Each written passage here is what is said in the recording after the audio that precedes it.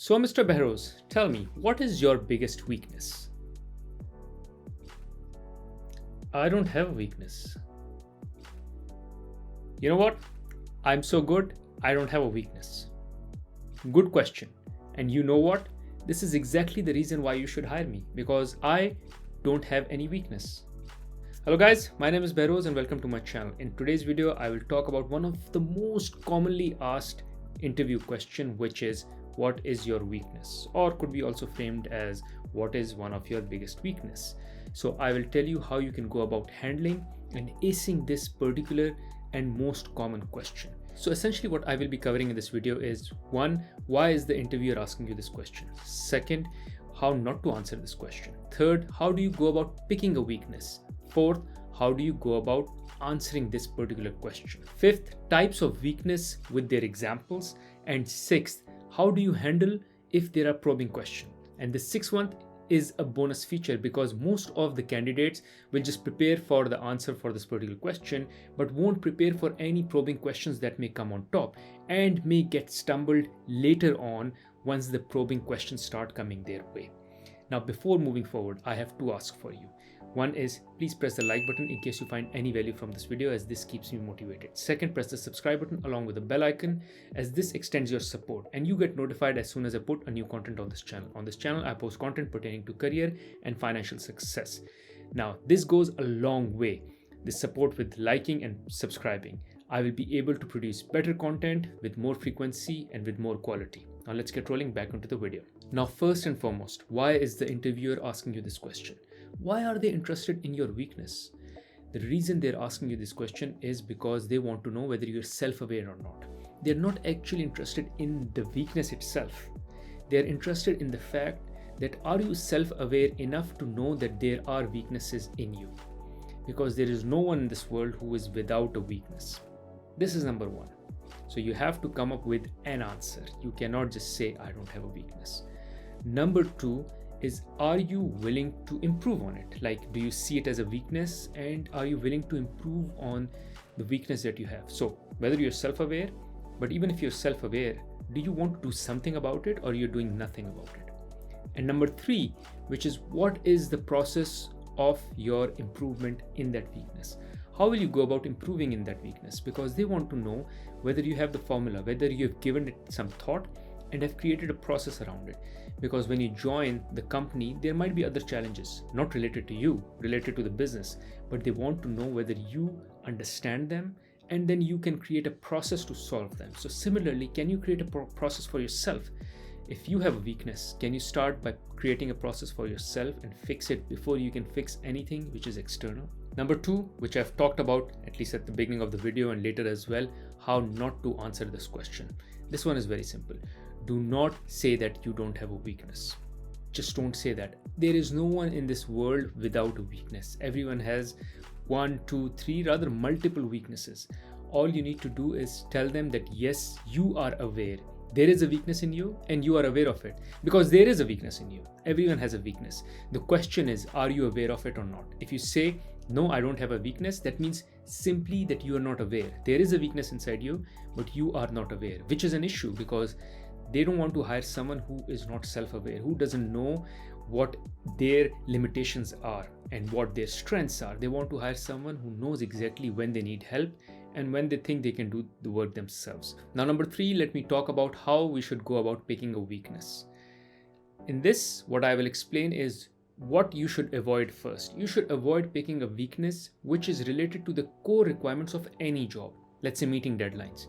No job, no organization would want to hire anyone who cannot meet deadlines, who is lazy on deadlines, who is not ready to deliver on time any particular task or project that is being asked of them. Similarly, they would not want to hire someone who has poor collaboration skills. And why? Because when you would be hired in an organization, you would be hired as part of a team, as part of that organization, and you're expected to collaborate with them and work with them together. You're not expected to work in isolation. So at any given point in time, no matter what role you have, even if you don't have any people reporting to you, you will still be working with people and you'll still be required to collaborate. They don't want to hire someone who cannot collaborate. So you can just not go about saying, I lack collaboration. You can't say that. So these are some core skills that are required for any job in this world when you are working. Meeting deadlines is an example, collaboration is another example. Number 2 to avoid is to go through the job description and make sure you don't pick a weakness which is actually a strength or a quality they are looking for. So for instance, let's take an example. They're looking for attention to detail. And the reason they're looking for attention to detail is because they're hiring for, let's say, an auditing manager or in the field of auditing. Now, of course, if you are going into auditing, you require a lot of details. You would need to see every detail and figure out what is going wrong for you to pick an audit concern. Now, you cannot go in the interview and say you are not good with attention to detail for an auditing role, because probably on the job description it would be listed that they are looking for someone who has good attention to detail. So avoid doing something like that. Make sure you read the job description and make sure you don't pick a weakness which is actually required as a strength in the job description. In essence, nothing that is detrimental to the job or the organization. Rather, you should be picking up a weakness which can be construed as a strength. So I will talk more about this as well, but a weakness which is a weakness in one form but actually can be a strength in another form. And I will explain more on this as I will share some examples as well. Number 4 is how do we go about answering this question? Now, number 1 is just call out the weakness. Whatever that weakness is, give it a title. Tell the interviewer this is your weakness. Let's take as an example, public speaking. Number 2 is make sure that you clarify and elaborate what you mean by it and what are the limits to the weakness. For instance, when you say public speaking, the interviewer might have different things or ideas going on in their head. Like, can you present? Can you write? Can you give a presentation to top management? Can you talk in meetings? Are you a shy person? Oh gosh, what is going on? What kind of person am I going to hire here? Suddenly, once you say, I lack public speaking skills, elaborate, saying, this doesn't mean that I cannot talk in a meeting or I cannot present in a meeting or in a smaller group. Rather, I am very good and comfortable speaking and presenting in a smaller group. It's just that when I have to speak to a crowd of, let's say, 50 or more than 50 or a big crowd, you don't even have to give a number, a very big crowd, I struggle. So you kind of gave limitations to your weakness, which means you are kind of telling the interviewer that your weakness is not detrimental to the job that you are required to do in the organization they are hiring for. It's a weakness that you have and something you want to improve on. And this brings me to point number 3.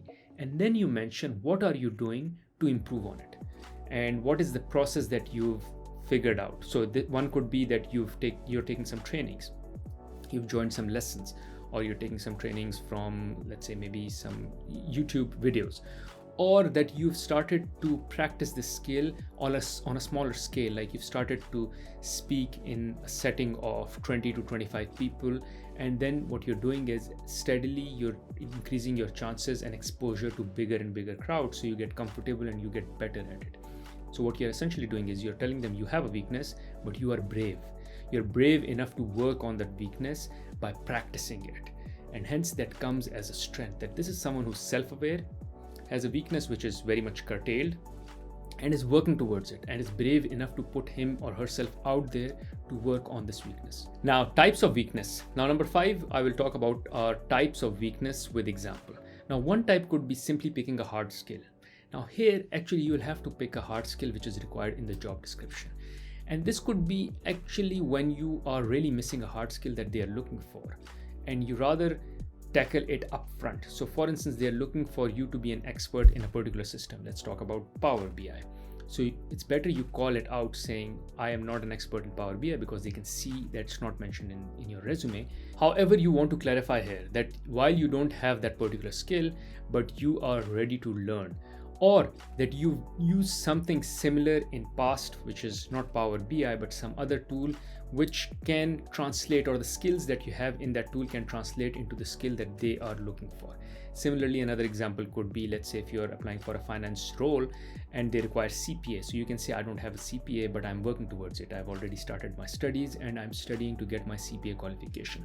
So they already know you don't have the skill. And if they already know, it's better to call it out up front and use it to answer the weakness question, and then tell them that you're working on it. So they don't cancel your candidacy just because they think you don't have this particular hard skill they're looking for, and hence we should not hire you. Now they know you don't have the skill, but either you're working towards it or you're someone who can still do a job in their organization without having that exact skill, rather have a complementary skill which you can translate into the job. So this way you kind of kill two birds with one stone, which is you address the concern that they have, which is whether you have that skill or not, and second, you also end up answering the weakness question. Now the second example, or the second way or you can answer the weakness question, and the example here is that you use something which is not detrimental or required by the job, but it is relevant. I'll give you an example. Let's say in finance, one of the sub functions of finance is tax. Now at any given point in time, I need to know something about tax because there will always be some question or concern related to tax, but I am not a tax expert, and I can call it out as a weakness, saying that I've been in finance for past 18 years. However, tax is not my strong area. So every time there's a tax question or tax concern, I always reach out to consultants or lawyers or tax agents to help me out with that, because that is not my forte. I try to understand more and more each passing day. Like I try to sit with those tax lawyers and tax consultants and understand better and better, and I've had instances where I have improved my skill. However, I lack it versus all other financial skills that I have. So you can pick part of your role which is not relevant for the job you're applying for. So tax is something which is a very specific core area in finance, and at any given point in time you do need tax experts. So I know that in the organization that I'm applying for, there will be some person who is handling tax, and they don't expect me to handle tax, but they expect me to know it, and I can just use it as a means to answer the question, which is, this is kind of my weakness or not my strong area, and I am still improving on it by being close to the people who know tax, and whenever there is a problem, I make sure that I'm involved and I understand it before there is a resolution made or found for that particular problem. Third type of weakness could be related to personality. This one, which I use a lot, is saying I'm an introvert. Now, introvert can be a positive thing and negative thing. It depends on the circumstance or the situation. So here I say I'm an introvert because I want to call it as a weakness, but then I also say, how do I work around this weakness and use it in my strength? So for instance, I say I'm an introvert, which means is that whenever we have to do a brainstorming session, I find it very challenging to be part of the brainstorming session without having any context in advance. I'm the kind of person, you give a problem, at my desk, I sit on the problem, I find a resolution, or I think about it, and then I come in the brainstorming session, and then only I can contribute. I don't get energy from just being on the spot in a brainstorming session. So that is one way I kind of use introvertness, by saying I won't be the person who you can just call in the room and say, let's spar and let's have a brainstorming session. You will always need to give me some time. And hence this kind of comes as a weakness, but it's also a strength, which is once I come back after you've given me time, I would be acing that problem and I would be doing a great job at it. So you can always use some personality related traits, which could be positive in one circumstance, but negative in another circumstance. The next one is using something which, when you done on an excessive level, becomes a weakness, but in normal levels is not a weakness. So one example could be, let's say, aggressive with regards to results or strong follow-up. So I have a strong follow-up, which is good. So which means that you're aggressive for results and you want the results to be done, and hence you follow up with the people, whoever is engaged in that particular project. However, over follow-up or being over aggressive is not good for the team's morale, because they may just not like you checking on them every minute, what is the status of the project. So that is where you use something which is in normalcy good, but in excessiveness is not good. So here what you can simply say is that I'm impatient with the results. What it does is makes me aggressive on follow-ups, which is not so great for the team morale. So what I do is, in order to avoid it, is when I'm engaging in a project, I make sure I sit with the team and construct a deadline, and different milestones are called out in that deadline. So I don't have to follow up with people, rather their milestones called out. I know exactly these are the milestones, when either I can reach out to the individual or the individual will come directly to me, because this is a milestone where they will give us an update or give me an update. So I don't have to aggressively follow up with them, because now I know exactly which dates or which days are the ones where I will get an update, and hence it puts me at peace. So this is something where if done excessively is not good, but in controlled manner, it's pretty good, and it's something that can be easily controlled. Other things in this area could be, for instance, delegation, which is not good at delegating, which means that I am not able to maintain my work-life balance. The other one could be multitasking. So excessive multitasking is not good. Rather, multitasking is not good in itself, but excessive is not good at all. Or another one could be focus too much or have strong attention to detail. Again, attention to detail is good, but excessive attention to detail results in delay of the project. So you may not be able to meet the deadline, and it's just because you have excessive attention to detail. So anything that is good in normalcy but is a weakness when done excessively. Now let's move into the bonus section. Here I will share with you some probing questions. I've seen many people who prepare very well for the weakness question, but as soon as it comes to probing, which is if the interviewer starts to ask more questions on top, they kind of fail. So it's very important that you prepare for the probing questions as well. One probing question could be, why do you want to improve your weakness? And here what you want to say is that you're looking into becoming a better version of yourself. And for you to become a better version of yourself, first thing is to be self-aware, and second thing is to improve on something which is a limitation. For instance, if you say time management is one thing where you're not good at or is your weakness, so you want to get good at time management, and not just for yourself, but for your team as well, and for the organization you're working for as well, because there would be many people who would be relying on the tasks that you are working on, and hence you want to improve on this particular skill. Second probing question could be, have you ever used your weakness and have converted it into a strength?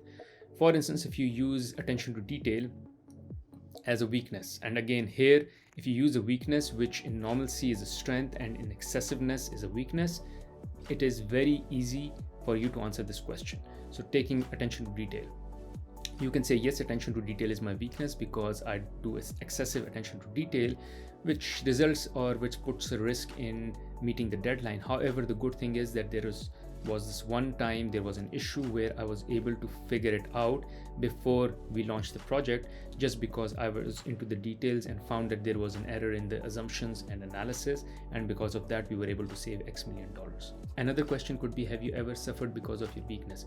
And here you can elaborate on the negative piece of the weakness. So again, if the idea is that you have excessive attention to detail, because of attention to detail or excessive attention to detail, there was a particular project which got delayed just because you are making sure that it is done in a very perfect way.